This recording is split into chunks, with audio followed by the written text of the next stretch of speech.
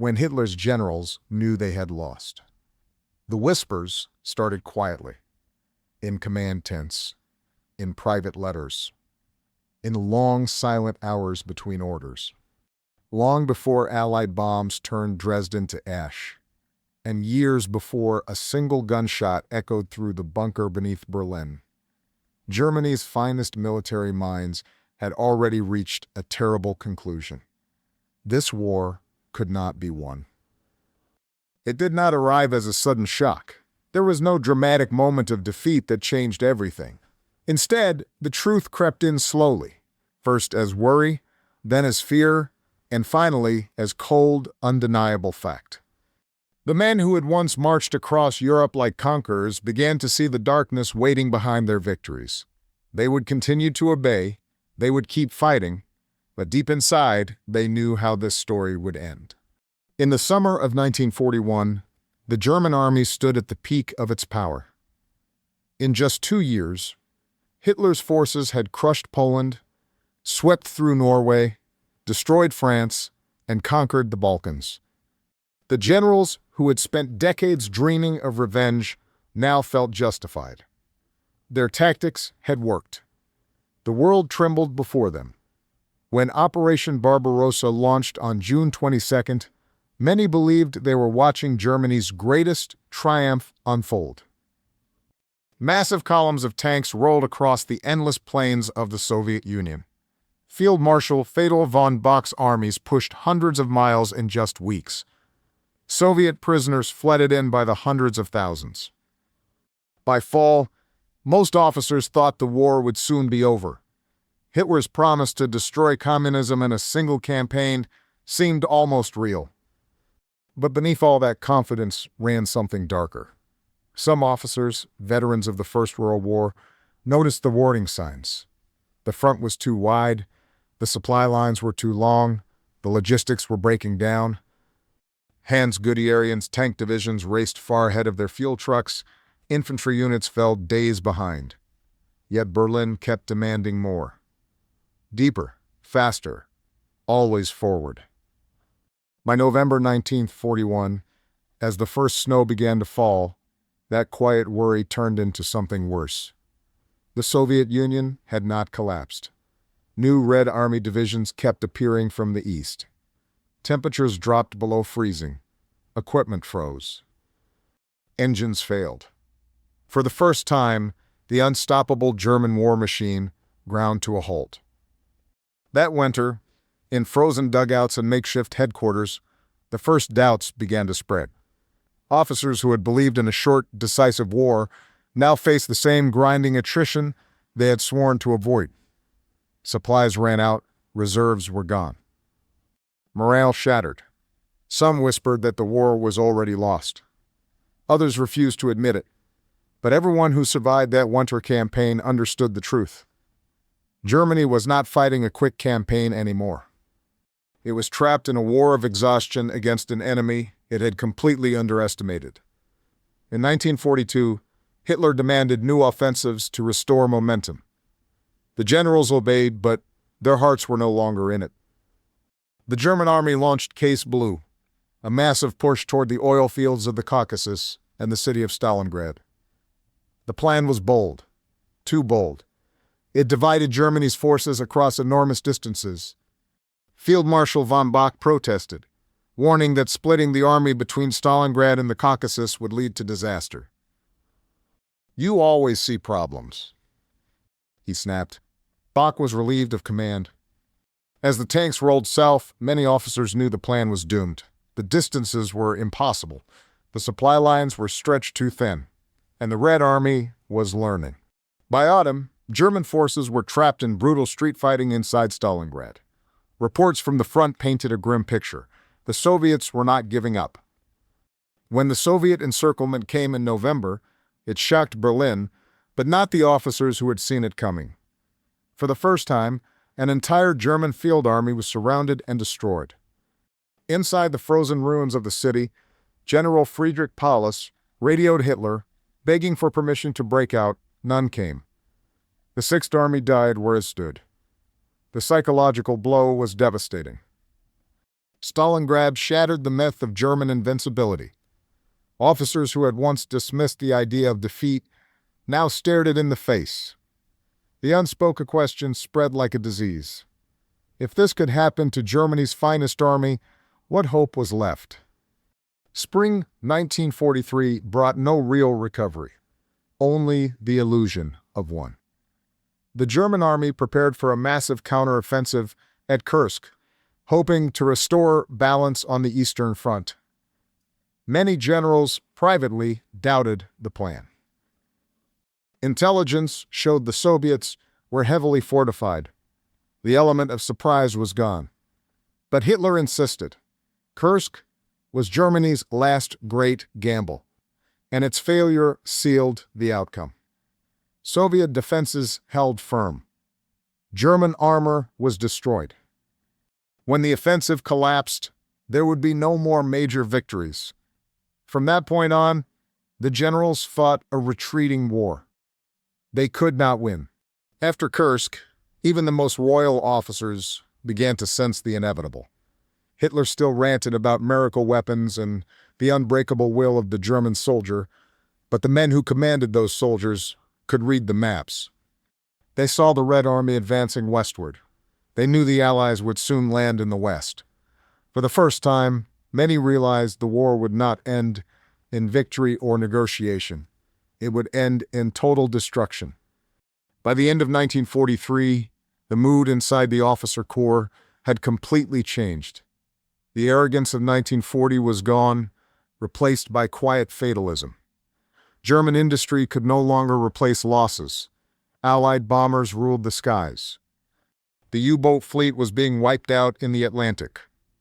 Generals who had once preached blind loyalty to Hitler began to speak in hushed tones about saving what could be saved.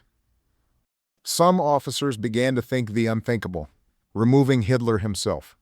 The idea had surfaced before, during earlier crises, but now it found support even among high-ranking officers. Men like Claus von Stauffenberg, Henning von Triska, and Ludwig Beck were not just idealists disgusted by Nazi crimes. They were professional soldiers who had concluded that Hitler was leading Germany to annihilation. To kill him, they reasoned, was not treason. It was survival. Yet such thoughts were dangerous. The Gestapo was everywhere. Dissent, even in private, meant death. For most, it was easier to stay silent. To hope that maybe, somehow, the tide might turn. Some placed hope in new weapons. Others hoped for a split between the Western Allies and the Soviets. But beneath every excuse lay the same buried truth. The war was lost. In 1944, that truth became impossible to ignore. On June 6th, Allied armies stormed the beaches of Normandy. Within days, it was clear the Western Front could not be held. German forces were stretched too thin, low on fuel, and crippled by Hitler's micromanagement. Generals who had once prided themselves on maneuver warfare were now reduced to obeying suicidal orders from a map room hundreds of miles away. Field Marshal Erwin Rommel, commanding in the West, saw the situation clearly. Touring the front lines, he confided to his staff that the war was hopeless. "The enemy's material advantage is overwhelming," he said. "Every day we prolong this war is a crime." Rommel quietly urged Hitler to negotiate peace with the Western Allies. Hitler's response was fury. When the July 20th plot to kill him failed, Rommel was implicated. Faced with trial or death, he chose poison. Other generals met similar fates. Gunther von Kluge, also commanding in the West, came under suspicion after the failed plot.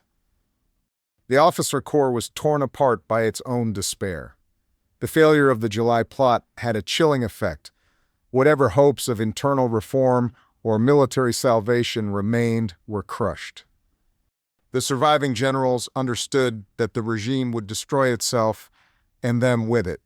Still, they continued to fight, partly out of duty, partly out of fear.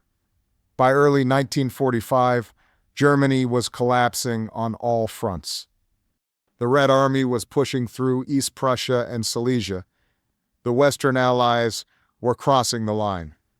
The country lay in ruins, and yet Hitler kept issuing impossible orders. Cities were to be held to the last man.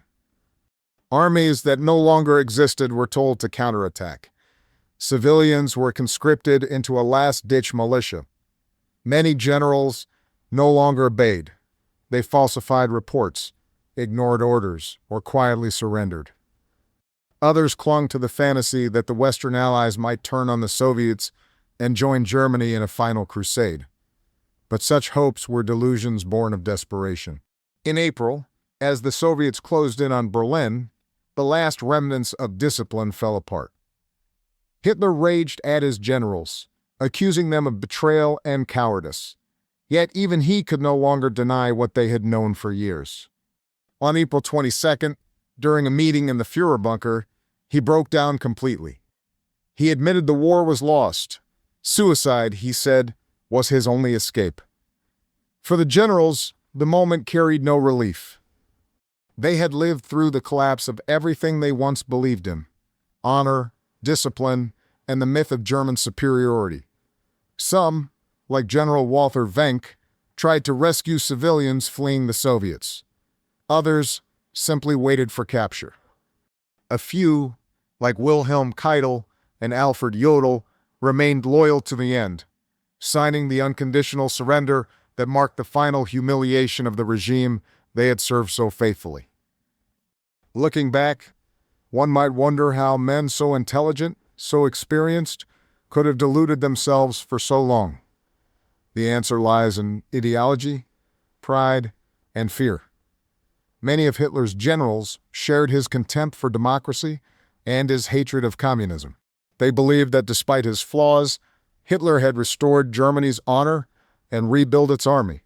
To admit defeat was to admit everything they had fought for since 1933 and since 1918 had been a lie.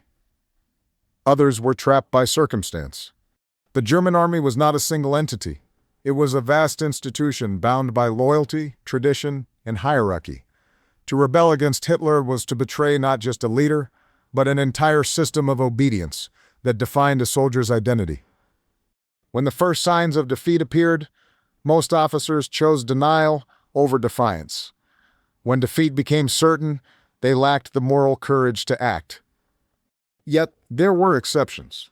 Men like Stauffenberg, Beck, and Treschow risked everything to end the madness. Their failure sealed Germany's fate.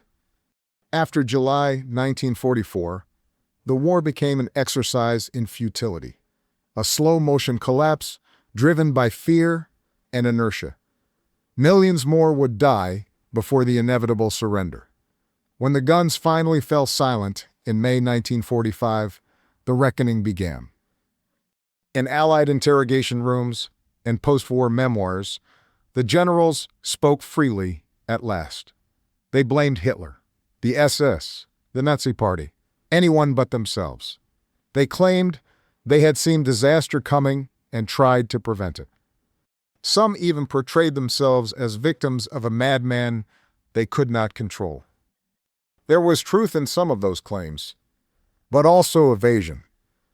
Many who later insisted they knew it was lost had continued to obey orders that prolonged the slaughter. They rationalized their complicity as duty. The tragedy of Germany's generals was not that they recognized defeat too late. It was that even when they did, they lacked the will to stop it.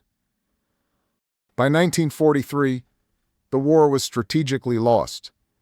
By 1944, militarily hopeless.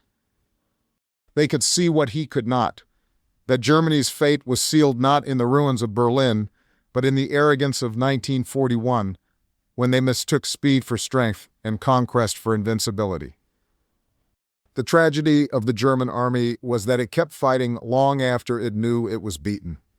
And in doing so, it ensured that defeat would not just destroy Hitler, but the nation he had promised to make eternal. That is how defeat truly happened. Not in a single dramatic moment, but as a slow, creeping realization that spread through the very men who had once believed they controlled destiny itself. When Hitler's generals realized they had lost, there was no announcement, no proclamation. Only silence, disbelief, and the slow, inevitable collapse of faith. They had bet everything on victory. When it failed them, there was nothing left to believe.